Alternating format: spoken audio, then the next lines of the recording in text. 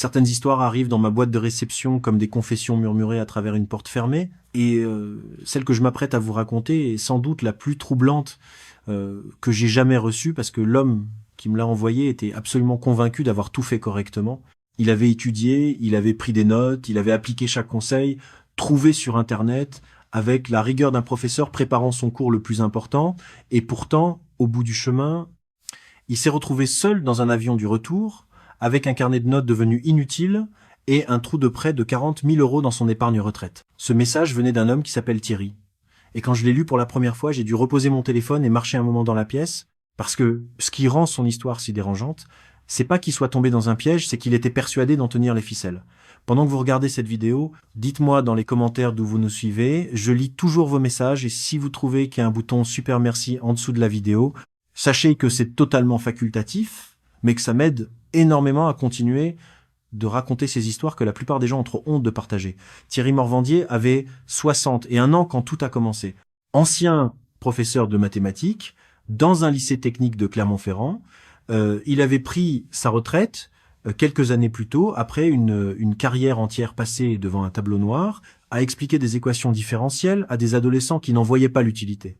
Il n'avait jamais cherché à devenir directeur ou inspecteur, pas par manque de compétences, mais par manque d'ambition politique. Thierry était un homme de routine, de logique, de système vérifiable. Il croyait aux démonstrations, aux preuves, aux résultats que l'on peut reproduire. Ce qui rend sa chute d'autant plus cruelle, c'est qu'elle reposait entièrement sur quelque chose qu'aucune équation ne peut mesurer, l'émotion. Sa femme Colette était morte d'un cancer du pancréas, environ 3 ans avant les faits, 32 ans de mariage, effacé en quelques mois de maladie. Thierry n'avait pas pleuré à l'enterrement, un détail qui avait choqué sa belle famille et creusé un fossé supplémentaire avec son fils unique, Damien, installé à Lyon avec sa propre famille. Damien appelait son père tous les dimanches, mais c'était devenu un rituel mécanique, une obligation plus qu'un désir. La relation s'était encore refroidie le jour où Damien avait suggéré que son père emménage dans une résidence pour seniors. Thierry avait interprété la proposition comme un abandon déguisé, et à partir de ce moment, leur conversation du dimanche s'était réduite à des échanges de surface, la météo, la santé, les banalités qui remplissent le silence entre deux personnes qui ne savent plus comment se parler. La vérité, c'est que Thierry vivait dans une sorte d'hibernation émotionnelle. Le chagrin s'était jamais exprimé, il s'était enquisté quelque part sous la surface, se manifestant par des insomnies chroniques, une perte d'appétit qui l'avait fait maigrir de 12 kilos, et une habitude nouvelle qui l'aurait inquiété s'il avait pris le recul nécessaire pour l'observer. Il parlait seul dans sa cuisine en préparant ses repas, des conversations entières avec Colette comme si elle était encore assise de l'autre côté de la table. Le dimanche, après avoir raccroché avec Damien, il restait parfois assis dans le fauteuil du salon pendant des heures, la télécommande posée sur l'accoudoir sans que la télévision soit allumée, regardant le mur où, autrefois, Colette accrochait ses aquarelles de paysages auvergnats. Il avait décroché les aquarelles après sa mort, mais les clous étaient toujours là, et les rectangles de peinture, plus clairs sur le mur, dessinaient les fantômes de chaque tableau comme autant de fenêtres refermées sur une vie antérieure. Si vous appréciez les histoires que je raconte, pensez à appuyer sur le bouton s'abonner. Votre soutien est essentiel pour la croissance de cette chaîne et m'aide à consacrer du temps à la réalisation de ces vidéos, malgré mon engagement dans un emploi à temps plein. Merci d'être là. Tout a changé à cause d'une seule phrase, prononcée par un ancien collègue lors d'un déjeuner dans une brasserie du centre-ville. Gérard, un professeur de géographie à la retraite, lui aussi lui avait montré des photos de vacances en Thaïlande sur son téléphone. Des temples dorés, des plages turquoises, des marchés colorés, des sourires partout. Et puis Gérard avait posé son téléphone sur la table, avait regardé Thierry droit dans les yeux et avait dit cette phrase qui allait tout déclencher: « Tu devrais y aller, Thierry. Là-bas, la vie recommence. » Cette phrase s'est logée dans l'esprit de Thierry comme une graine dans une fissure de béton. Elle a germé lentement, silencieusement, pendant des semaines. Et puis Thierry a fait ce qu'il savait faire mieux que quiconque.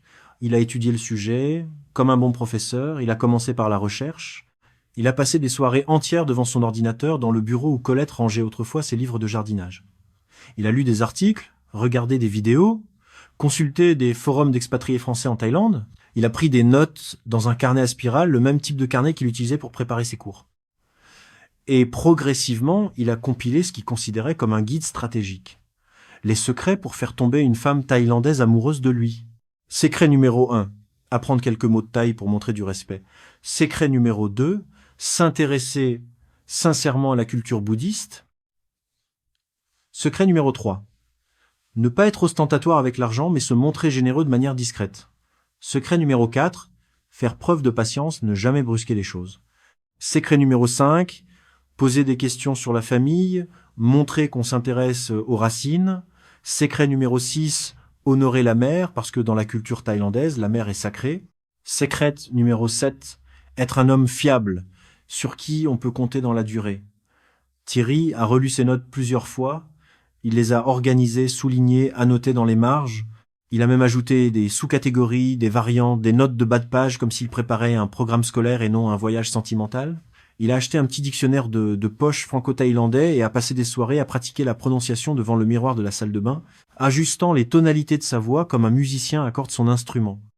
Il est parti pour la Thaïlande avec la conviction tranquille d'un homme qui a fait ses devoirs, un homme qui avait un avantage stratégique sur les autres étrangers, ces touristes bruyants et ignorants, qui débarquaient sans préparation et se faisaient plumer. Ce que Thierry ne comprenait pas encore, ce qu'il ne comprendrait que bien trop tard, c'est que les femmes qu'il allait rencontrer connaissaient ses secrets infiniment mieux que lui. Parce que ce sont elles qui les avaient indirectement inspirés. Je suis arrivé à Pattaya pendant la saison sèche et la chaleur m'a frappé comme un mur dès la sortie de l'aéroport. L'air était épais, humide, chargé d'odeurs que je ne pouvais pas identifier, un mélange de jasmin, d'essence, de nourriture grillée et de quelque chose de plus profond, de plus organique, comme si la ville entière transpirait. Tout était différent de Clermont-Ferrand, les couleurs saturées des enseignes, le bruit permanent des scooters et des vendeurs ambulants qui s'interpellaient d'un trottoir à l'autre, cette énergie chaotique qui semblait venir de partout à la fois et qui vous enveloppait comme un courant chaud. Mon hôtel était correct, sans être luxueux. J'avais choisi un établissement recommandé par un forum d'expatriés, pas trop cher, pas trop touristique, dans une rue calme, à l'écart de la folie de la rue principale. La chambre sentait le désinfectant au citron et la climatisation ronronnait avec un bruit de moteur fatigué, mais le lit était propre et la vue depuis le balcon donnait sur une rangée de palmiers dont les feuilles claquaient mollement dans la brise du soir. Le premier soir, j'ai fait exactement ce que mes recherches me dictaient. J'ai évité les bars bruyants, les endroits où la musique vous empêche de penser, les zones où les néons clignotent comme des signaux d'alarme que personne ne regarde. À la place, je me suis installé dans un petit restaurant en bord de mer, un endroit avec des nappes blanches et des bougies sur les tables, le genre d'endroit où, d'après les forums, on pouvait rencontrer une femme de qualité plutôt qu'une fille de bar. J'avais mon carnet dans la poche de ma chemise, je me sentais préparé, je me sentais intelligent. Et c'est exactement dans cet état d'esprit que je l'ai vue pour la première fois. Elle était assise seule, 2 tables plus loin, devant un plat de riz frit qu'elle mangeait avec la discrétion d'une femme qui ne cherchait visiblement personne. Pas de maquillage excessif, pas de robe provocante, pas de regard circulaire balayant la salle à la recherche d'un étranger à accrocher. Juste une femme en tenue simple, concentrée sur son repas, qui semblait parfaitement satisfaite de sa propre compagnie. Je l'ai observée pendant 20 minutes assez longtemps pour remarquer la douceur de ses gestes, la manière dont elle remerciait la serveuse avec un sourire naturel, la façon dont elle repoussait une mèche de cheveux derrière son oreille avec un mouvement qui semblait inconscient. Et puis, je me suis levé, j'ai traversé les 2 tables qui nous séparaient, et j'ai prononcé le premier mot de thaï que j'avais appris, Sawadee Krap. Elle a levé les yeux, elle a souri, et elle a répondu en français, un français hésitant, maladroit, charmant. « Oh, vous parlez thaï ?» Mon cœur s'est mis à battre plus vite. Secret numéro 1 validé. Elle s'appelait Malé, 29 ans. Originaire d'un village dans la région de l'Isan, dans le nord-est du pays. Elle travaillait dans un hôtel de la ville réception, service client, rien de glamour, mais un travail honnête qui lui permettait de subvenir aux besoins de sa mère restée au village. Son français venait d'un ancien employeur francophone, pour qui elle avait travaillé quelques années plus tôt rudimentaire, mais suffisant pour qu'on puisse se comprendre, en mélangeant avec beaucoup de gestes et de sourires qui comblaient les lacunes du vocabulaire. Cette première conversation a duré 2 heures. Elle m'a posé des questions sur la France, sur Clermont-Ferrand, elle n'en avait jamais entendu parler, ce qui m'a fait rire sur mon métier de professeur, sur les mathématiques. Les mathématiques, c'est beau, m'a-t-elle dit avec une sincérité qui m'a désarmé. C'est comme la méditation, on cherche la vérité. Personne ne m'avait jamais dit quelque chose comme ça. Pas Colette, pas mes collègues, pas mes élèves, Personne n'avait jamais comparé ce que je faisais à quelque chose de beau. En rentrant à l'hôtel ce soir-là, j'ai ouvert mon carnet et j'ai noté jour 1, contact établi, naturel, non forcé. Les conseils fonctionnent. Les jours suivants ont confirmé chacune de mes hypothèses avec une précision qui aurait dû m'inquiéter mais qui ne faisait que renforcer ma confiance. J'ai offert à Mali un petit bracelet acheté sur un marché local, 300 balles, l'équivalent de quelques euros, rien d'ostentatoire, exactement ce que recommandaient les forums. Sa réaction a été disproportionnée par rapport à la valeur de l'objet. Elle l'a regardé comme si je venais lui offrir un bijou de grande valeur, elle m'a remercié 3 fois, et elle l'a mis à son poignet sans jamais l'enlever pendant tout le reste de mon séjour. Secret numéro 3, validé. Je lui ai demandé si elle pratiquait la méditation bouddhiste. Son visage s'est illuminé. Le lendemain, elle m'a emmené dans un temple local, pas un temple touristique, un vrai temple de quartier où les moines vivaient et méditaient, un endroit où les touristes ne mettaient jamais les pieds. L'enceinte était silencieuse, baignée d'une lumière dorée qui filtrait à travers les feuilles des frangipaniers, et l'odeur de l'encens flottait dans l'air comme une présence invisible. Elle m'a montré comment faire une offrande correctement, comment joindre les mains à la hauteur du front, comment incliner la tête avec la lenteur appropriée. Elle a corrigé ma posture avec une patience qui me rappelait celle que j'avais avec mes meilleurs élèves, jamais condescendante, toujours encourageante. « Tu as un esprit ouvert », m'a-t-elle dit en sortant du temple, le soleil de fin d'après-midi dessinant des ombres longues sur les dalles de pierre. Les autres pharaons, ils prennent des photos et ils partent. Toi, tu veux comprendre? Cycle numéro 2 validé. Je lui ai posé des questions sur sa famille. Elle a partagé son histoire avec une émotion contenue son père parti quand elle était petite, sa mère Bounley qui vendait de la papaye verte sur les marchés pour survivre, son jeune frère Anand qui étudiait dans une école technique et rêvait de devenir mécanicien. Ses yeux brillaient quand elle parlait de sa mère, et à un moment sa voix s'est brisée légèrement. Personne ne me demande jamais ça. Les hommes d'habitude, ils veulent juste savoir si je suis libre ce soir. Toi, tu veux savoir d'où je viens. Secret numéro 5, validé. Je cochais mentalement chaque case de mon carnet avec la satisfaction méthodique d'un homme qui voit son plan fonctionner. Ce que je ne réalisais pas, c'est que chaque validation était un fil de plus dans un filet qui se resserrait autour de moi. Au bout d'une semaine, Mali et moi étions inséparables. Nous passions nos journées à explorer des coins de Pattaya que les touristes ne connaissaient pas, un marché aux poissons où les pêcheurs vendaient leurs prises du matin directement depuis leur bateau, un parc abandonné envahi par la végétation tropicale, où des statues de divinités hindoues se dressaient entre les racines des banians, une échoppe minuscule dans une ruelle où une vieille femme préparait la meilleure soupe de nouilles que j'ai jamais goûtée. Mali connaissait chaque recoin, chaque raccourci, chaque vendeur par son nom, et elle me guidait à travers ce labyrinthe avec la fierté discrète de quelqu'un qui vous ouvre les portes de son monde. Ce qui me rendait particulièrement vulnérable et ce que je ne comprendrai que bien plus tard, c'est que j'attribuais la réussite de cette relation à mes propres efforts. C'était pas un coup de chance, c'était pas le hasard d'une rencontre fortuite dans un restaurant, c'était ma préparation, mes recherches, ma sensibilité, ma volonté de comprendre la culture au lieu de simplement la consommer comme un touriste ordinaire. Mali renforçait cette croyance en permanence avec une habileté que je n'ai jamais vue venir.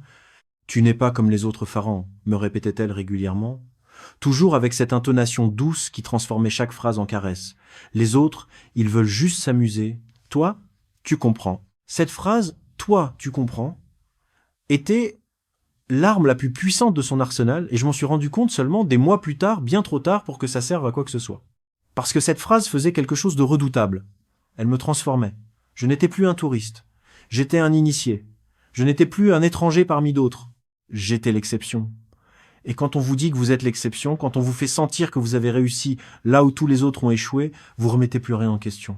Pourquoi le feriez-vous? Tout fonctionne, tout confirme vos hypothèses. Le système que vous avez construit produit exactement les résultats attendus. C'est seulement quand le système s'effondre que vous comprenez que vous n'en étiez pas l'architecte, vous en étiez le produit.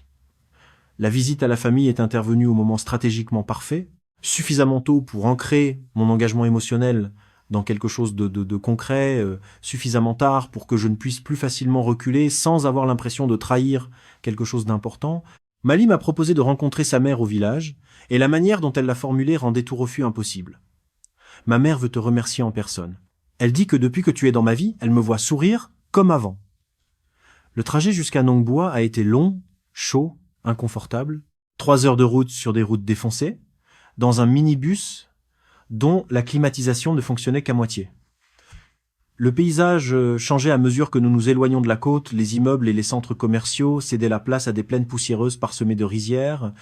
puis à des villages de plus en plus petits où des chiens errants dormaient au milieu de la chaussée et où des enfants en uniforme scolaire marchaient le long des routes sans trottoir. Mali s'est endormi contre mon épaule, quelque part entre Pattaya et Korat, et j'ai passé le reste du voyage à regarder ce paysage inconnu défiler par la fenêtre des rizières à perte de vue, des buffles d'eau immobiles dans la boue, des temples dont les toits dorés jaillissaient au-dessus de la cime des arbres comme des éclats de soleil figés dans la verdure. J'ai adoré chaque minute de ce voyage. La maison de Boonley était modeste, le mot est faible. Un sol en ciment brut, un toit de tôle ondulé qui devait transformer l'intérieur en fournaise pendant les après-midi les plus chauds, un seul ventilateur qui tournait paresseusement au plafond du salon en produisant un grincement régulier, des murs où la peinture bleu pâle s'écaillait par plaques. Mais l'accueil a été extraordinaire. Boonley, une petite femme ridée aux mains cailleuses, vive malgré ses douleurs évidentes à la hanche, qui ne parlait pas un mot de français, mais dont le sourire compensait toute barrière linguistique, m'a serré les mains entre les siennes et m'a regardé avec des yeux qui semblaient dire « merci d'être venu ». J'étais présenté au village entier. Les voisins me regardaient avec curiosité. Les enfants couraient autour de moi, en riant et en se bousculant pour toucher les poils de mes avant-bras, une source d'hilarité inépuisable pour eux. Et un vieil homme, en sarong, m'a offert une bière tiède avec la solennité d'un ambassadeur présentant ses lettres de créance. Boonley avait préparé un repas soupe épicé au galanga, et à la citronnelle, poulet grillé mariné aux herbes, riz gluant, servi dans de petits paniers tressés, salade de papaye, dont le piment m'a fait monter les larmes aux yeux avec un soin qui se voyait dans chaque détail. Elle m'a servi elle-même, veillant à ce que mon assiette ne soit jamais vide, me regardant manger avec l'attention anxieuse d'une mère qui attend le verdict de son enfant. Anan, le jeune frère, était assis en face de moi, un garçon timide d'une vingtaine d'années, qui me dévisageait avec un mélange de curiosité et de méfiance, et qui répondait aux questions de Malais par des monosyllabes, en gardant les yeux baissés sur son bol de riz. À la fin du repas, Boonley a joint les mains en un way, le geste de respect thaïlandais, et a prononcé quelques mots que Malais a traduits.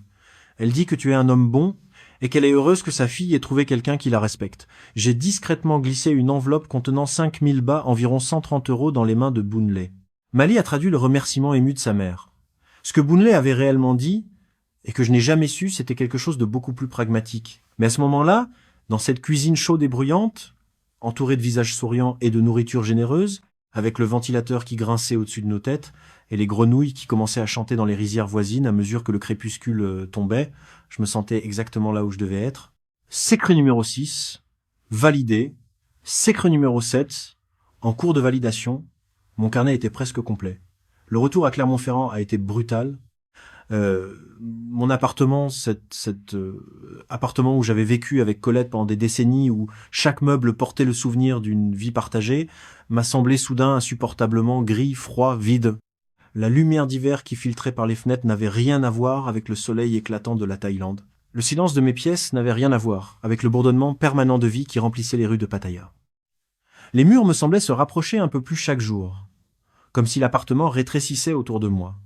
Et les bruits familiers, le ronronnement du réfrigérateur, le claquement de la porte cochère en bas de l'immeuble, les pas du voisin du dessus qui se levait toujours avant l'aube, étaient devenus les instruments d'une symphonie de solitude que je ne supportais plus d'entendre. Chaque matin, je me réveillais avec un message vocal de Malais. Sa voix douce, mêlant quelques mots de français à du thaï, toujours ponctué de ce « tu me manques tellement, Tirac » qui me serrait le cœur d'une manière presque douloureuse. J'avais changé le fond d'écran de mon téléphone, une photo de nous deux devant le temple, souriant comme un couple qui existe depuis des années.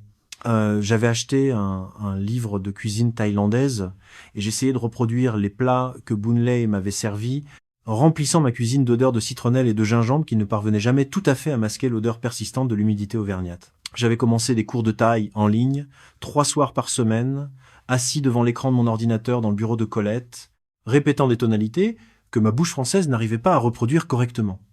Un dimanche, Damien a remarqué quelque chose de différent dans ma voix. « Tu as l'air bien, papa. Qu'est-ce qui se passe ?» J'ai hésité. La prudence me dictait de ne rien dire, d'attendre, de laisser les choses se consolider avant d'en parler. Mais la fierté a été plus forte que la prudence. J'ai rencontré quelqu'un, j'ai dit. Le silence qui a suivi était éloquent.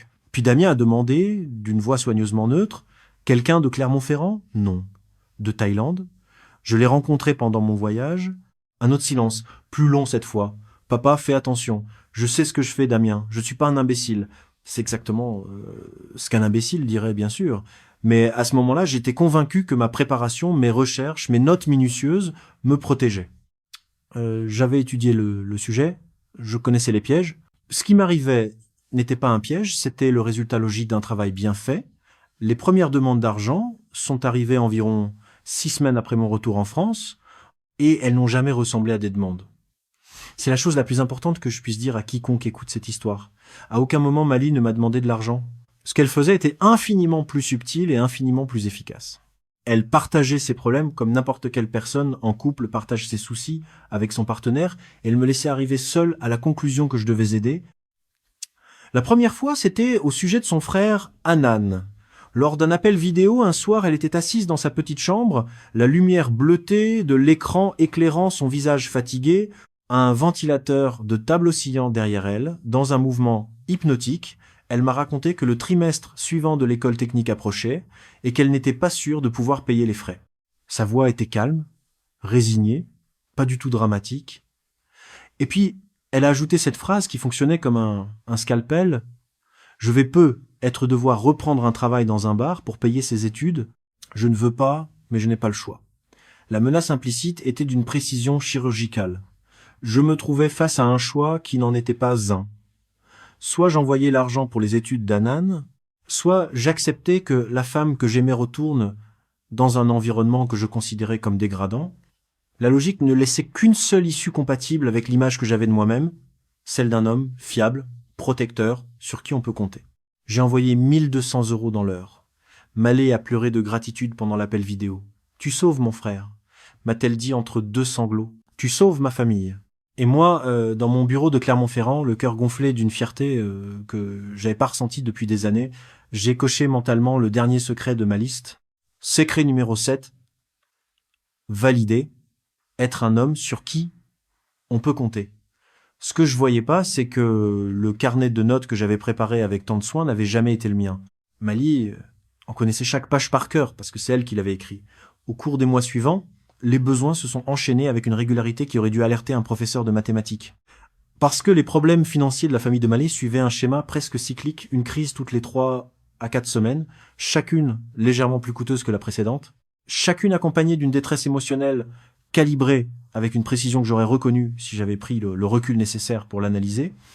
Mais l'émotion avait débranché le circuit logique. La mère avait besoin d'une opération de la hanche, 4 000 €. Le toit de la maison familiale fuyait pendant la saison des pluies et menaçait de s'effondrer, 2 000 €. Le scooter de Mali, son seul moyen de transport pour aller travailler, avait été volé 1 200 € pour en acheter un nouveau. Un oncle avait contracté une dette de jeu auprès de gens dangereux, et les créanciers menaçaient toute la famille de 1 500 € pour les faire disparaître. Puis un cousin éloigné avait eu un accident de la route, et la famille devait contribuer aux frais d'hospitalisation parce que l'assurance ne couvrait presque rien, 1 800 € de plus.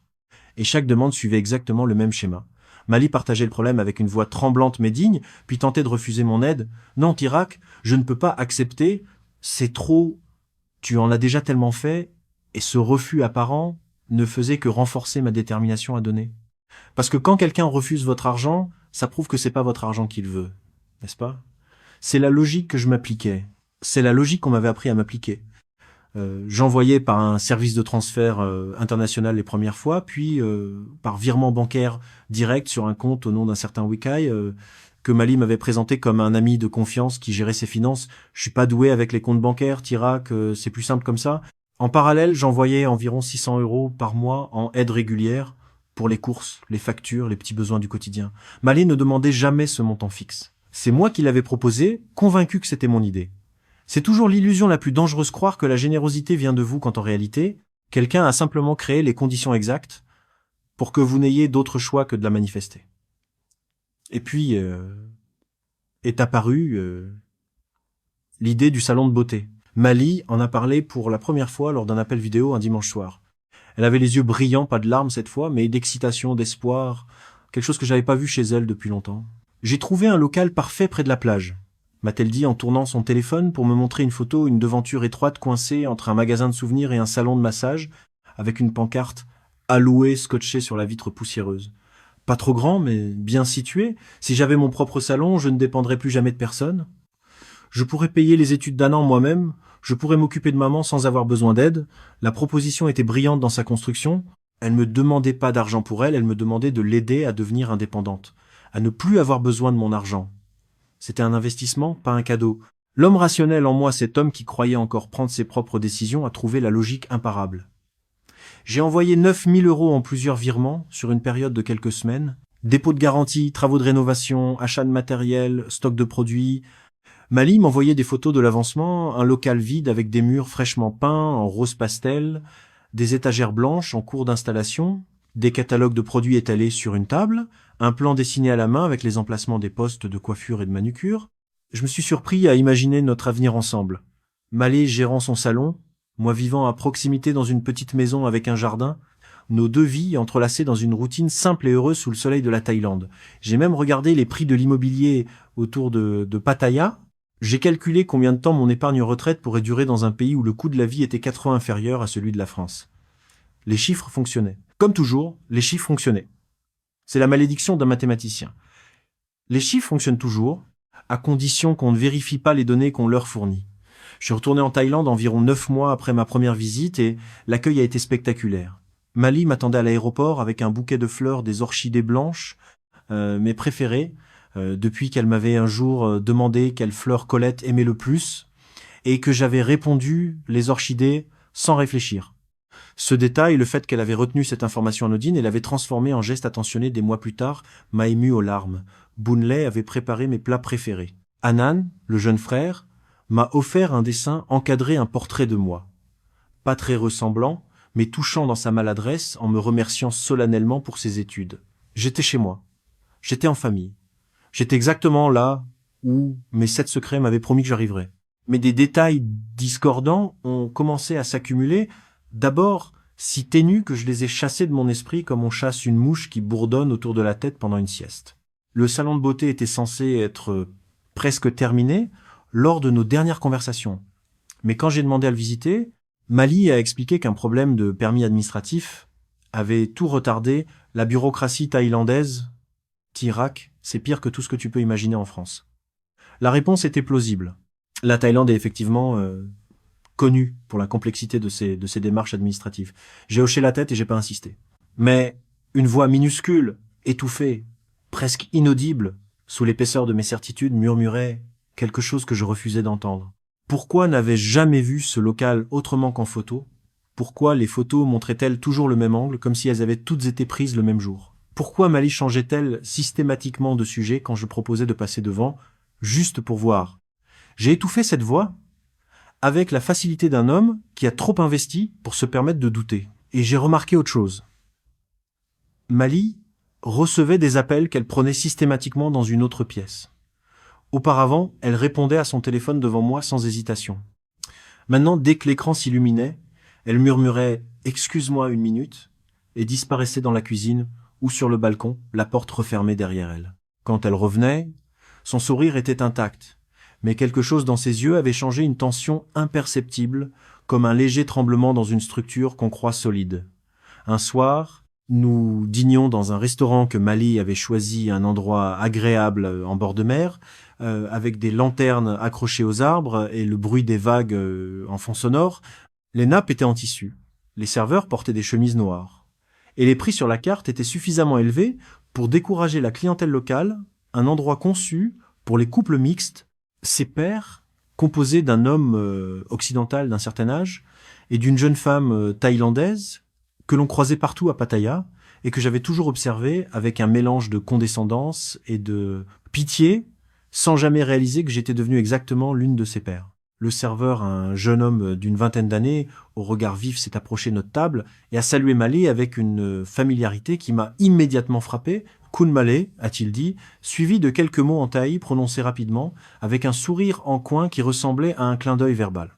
J'ai vu Mali blêmir pendant une fraction de seconde, un changement si bref que si je n'avais pas été en train de la regarder à ce moment précis, je l'aurais manqué. Puis, son sourire est revenu, parfaitement calibré, comme si quelqu'un avait appuyé sur un interrupteur. « Qu'est-ce qu'il a dit ?» j'ai demandé. « Rien d'important. Il me confond avec quelqu'un d'autre. » J'ai accepté l'explication. Mais cette nuit-là, dans le lit de notre chambre d'hôtel, tandis que Mali dormait contre moi, sa respiration régulière comme un métronome dans le silence climatisé de la chambre, j'ai fixé le plafond pendant des heures. Quelque chose s'était fissuré. Pas assez pour voir à travers, mais assez pour sentir le courant d'air. Le serveur ne l'avait pas confondue avec quelqu'un d'autre. Il la connaissait.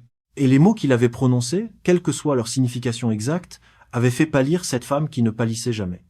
Le basculement est survenu de la manière la plus banale qui soit, et c'est peu être ce qui le rend si douloureux, pas un drame spectaculaire, pas une confrontation explosive, juste un hasard ordinaire dans un centre commercial un après-midi de semaine.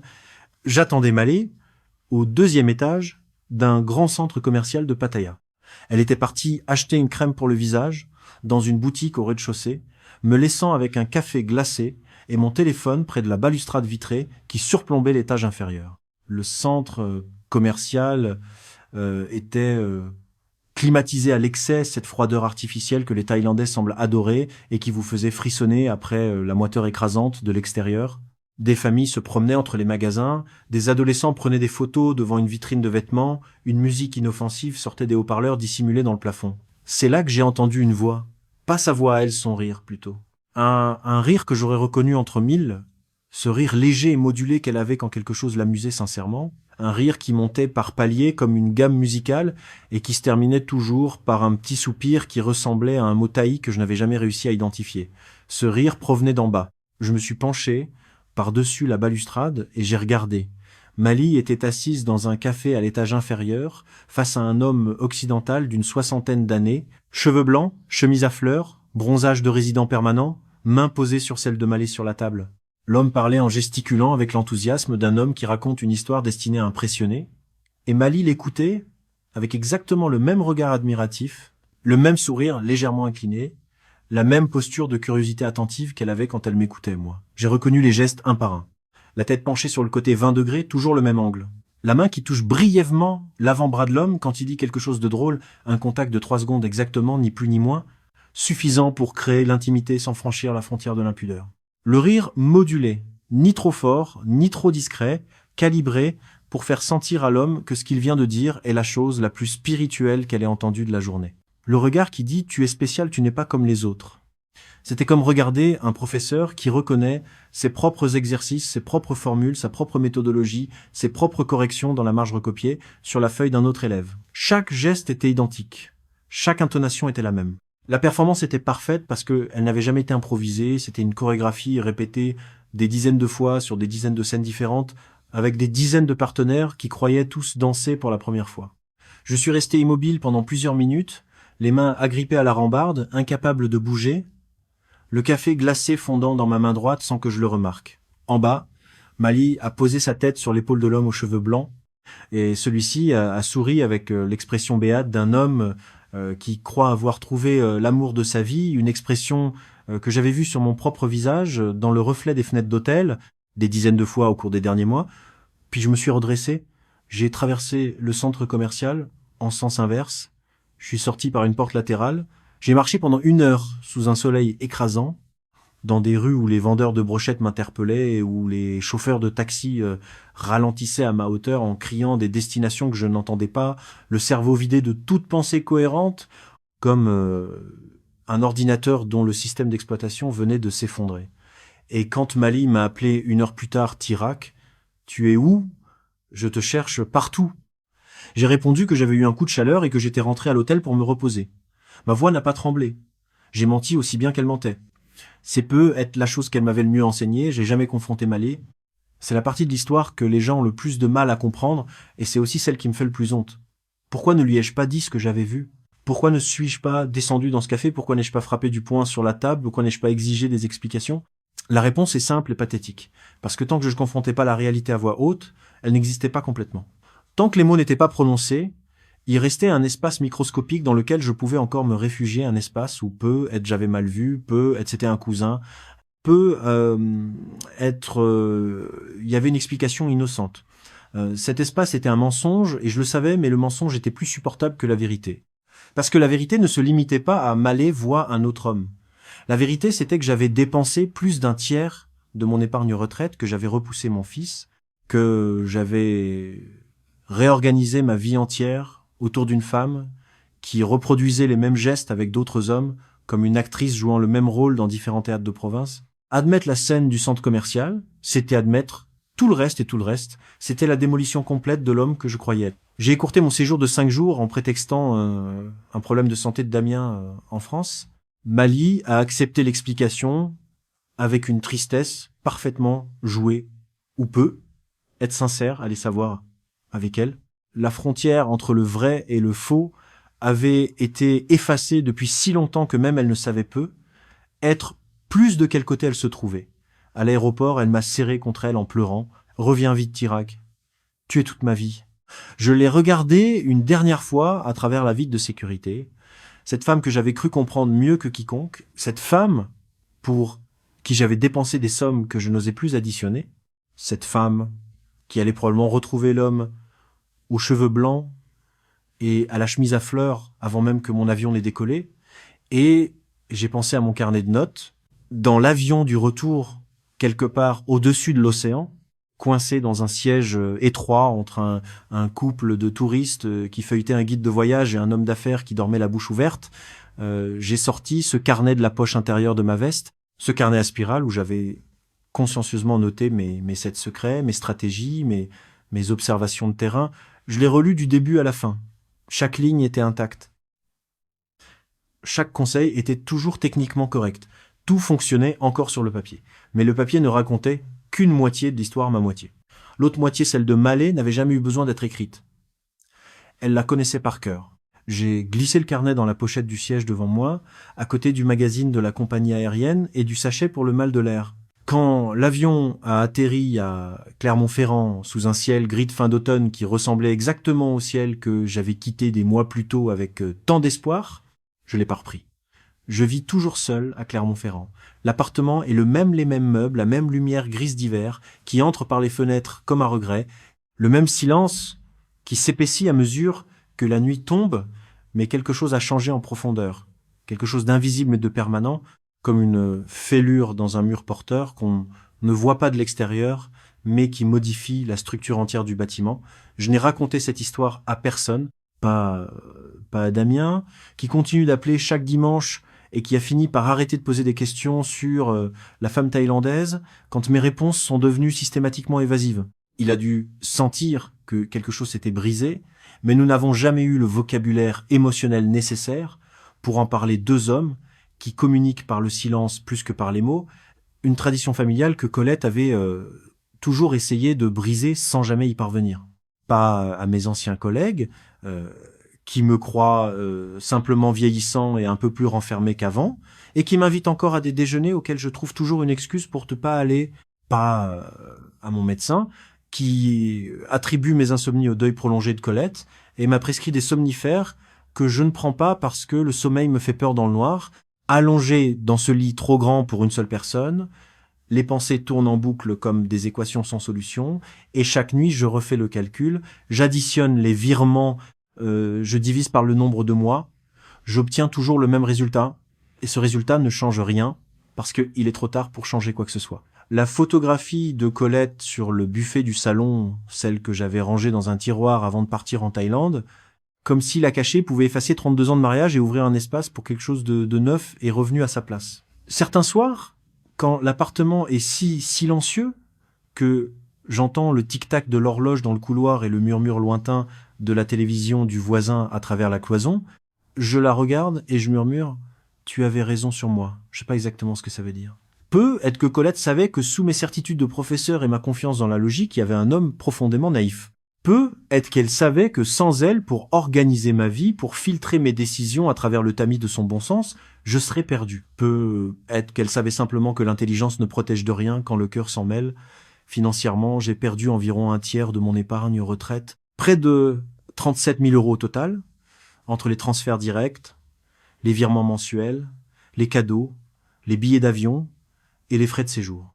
Je ne suis pas en danger immédiat, ma pension de retraite couvre mes besoins quotidiens, mais la marge de sécurité que j'avais patiemment construite pendant 40 ans de carrière s'est considérablement réduite. Les projets que j'avais vaguement envisagé une voiture neuve, pour remplacer celle dont l'embrayage commençait à patiner, peut être un voyage en Italie pour voir les musées de Florence comme Colette en avait toujours rêvé sans que je prenne jamais le temps d'y emmener, une aide financière pour Damien, s'il avait un jour besoin d'un apport pour un appartement plus grand, tout cela est devenu impossible. Je voyagerai plus. Mon monde s'est rétréci à la taille exacte de cet appartement où Colette n'est plus et où les fantômes de mes erreurs occupent chaque pièce, assis dans chaque fauteuil, debout dans chaque encadrement de porte, attendant patiemment que je les regarde en face. Ce que j'ai appris trop tard, c'est que les 7 secrets que j'avais si soigneusement étudiés n'étaient pas des clés, c'était des serrures. Chaque conseil que j'avais trouvé sur Internet, chaque vidéo que j'avais regardée, chaque témoignage que j'avais lu sur les forums d'expatriés, tout cela constituait un mode d'emploi. Oui, mais pas celui que je croyais. C'était pas un mode d'emploi pour séduire une femme thaïlandaise. C'était un mode d'emploi pour se faire séduire par une femme thaïlandaise qui sait exactement comment vous allez vous comporter avant même que vous ne le sachiez vous-même.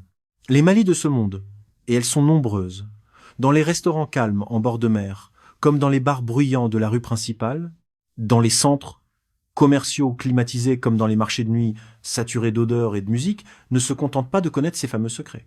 Elles les ont pratiqués des dizaines de fois. Elles savent que vous allez prononcer Sawadee Krap avec votre accent appliqué et votre sourire de bon élève. Elles savent que vous allez offrir un petit cadeau modeste pour montrer que vous n'êtes pas ostentatoire. Elles savent que vous allez poser des questions sur le bouddhisme et la famille. Elles savent que vous allez vous sentir différent des autres touristes, supérieurs, plus cultivés, plus sensibles. Et elles savent comment récompenser chacun de ces comportements avec exactement la dose d'émotion nécessaire pour que vous pensiez avoir trouvé la formule magique, un regard mouillé ici, un frôlement de main là, un murmure de « tu n'es pas comme les autres » au moment précis où vous avez besoin de l'entendre. Le tout exécuté avec la fluidité d'une partition jouée des centaines de fois, où chaque note est à sa place et où l'auditeur, emporté par la mélodie, ne pense jamais à se demander qui a composé la musique. L'homme au centre commercial, celui aux cheveux blancs, et à la chemise à fleurs, avait probablement son propre carnet de notes. Ses propres recherches, ses propres secrets méticuleusement compilés dans une autre langue, trouvés sur d'autres forums, rédigés par d'autres hommes, qui croyaient eux aussi avoir déchiffré un code que personne n'avait jamais caché. Et ils recevaient exactement les mêmes validations que moi, les mêmes sourires, les mêmes regards humides, les mêmes « tu n'es pas comme les autres ». La seule chose que je sais de lui, c'est qu'il portait la lettre G dans le carnet de Malais, parce qu'elle aussi prenait des notes à sa manière, avec la rigueur d'une professionnelle qui gère son portefeuille. Je me demande parfois quel secret il était en train de valider quand je les ai vus ensemble. Le numéro 3, le numéro 5, peut être le numéro 7, celui qui coûte le plus cher. Je me demande s'il a jamais compris ce qui lui arrivait. Je me demande s'il est assis quelque part en ce moment, dans un appartement vide d'un pays lointain, devant une tasse de thé refroidie et une photographie d'une femme qui n'existe plus, à murmurer les mêmes mots que je murmure devant celle de Colette, des mots qui ne s'adressent à personne et que personne n'entend. J'ai passé ma vie à enseigner aux jeunes qu'il faut vérifier ces hypothèses.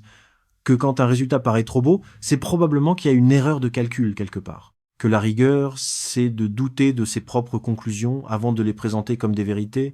J'ai passé des semaines entières à me préparer pour ce voyage. J'ai lu, j'ai noté, j'ai étudié avec la discipline d'un homme qui croit que la connaissance est une armure. Mais la connaissance ne protège que contre les dangers que l'on peut anticiper, pas contre ceux qui utilisent votre propre savoir comme levier pour vous faire basculer. Je croyais avoir compris les règles du jeu. Mais les règles, c'est elle qui les écrivait. Chaque mot de taïk que je prononçais, chaque geste de respect que je faisais, chaque cadeau que j'offrais, elle savait exactement ce que j'allais faire avant que je le fasse, parce que elle avait vu des dizaines d'hommes faire exactement les mêmes gestes, prononcer exactement les mêmes mots, avec exactement la même conviction d'être différents des autres. Parce que le secret, le vrai, celui qu'aucun forum ne vous dira jamais, c'est celui-là. Ces femmes n'attendent pas que vous les séduisiez. Elles attendent que vous croyiez les avoir séduites. Et cette croyance, messieurs, c'est la chose la plus chère que vous paierez de votre vie. Si vous êtes en train de regarder cette vidéo et que vous avez un carnet dans un tiroir, un carnet avec des notes, des conseils, des secrets trouvés sur Internet pour comprendre les femmes thaïlandaises, je vous demande une seule chose. Sortez ce carnet, relisez-le et posez-vous cette question que j'ai jamais eu le courage de me poser quand il était encore temps. Si tout fonctionne exactement comme prévu, si chaque secret produit exactement le résultat attendu, si cette femme réagit exactement comme les forums disaient qu'elle réagirait, est-ce que c'est vous qui avez trouvé la formule? Ou est-ce que c'est elle qui vous l'a donnée? La réponse à cette question vaut plus que tout l'argent que vous pourriez envoyer. Croyez-moi, je le sais, parce que j'ai payé près de 40 000 € pour l'apprendre. Et le plus cruel dans tout cela, c'est que même après avoir compris, même après avoir vu de mes propres yeux la preuve irréfutable que j'avais été manipulé, il m'arrive encore certains soirs, les soirs les plus sombres, ceux où le silence de l'appartement devient si dense qu'il ressemble à une présence physique, de repenser au sourire de Mali et de me demander si, quelque part dans cette performance impeccable, il n'y avait pas un fragment de quelque chose de vrai. C'est ça, le dernier piège. Celui dont on ne se libère jamais complètement. Si cette histoire vous a touché, si elle vous a fait réfléchir, si elle vous a peut-être empêché de commettre la même erreur que moi, alors abonnez-vous à cette chaîne pour ne manquer aucune de ces histoires que la plupart des hommes n'osent jamais raconter. Mon nom est Thierry et je ne suis pas l'exception. Je ne l'ai jamais été.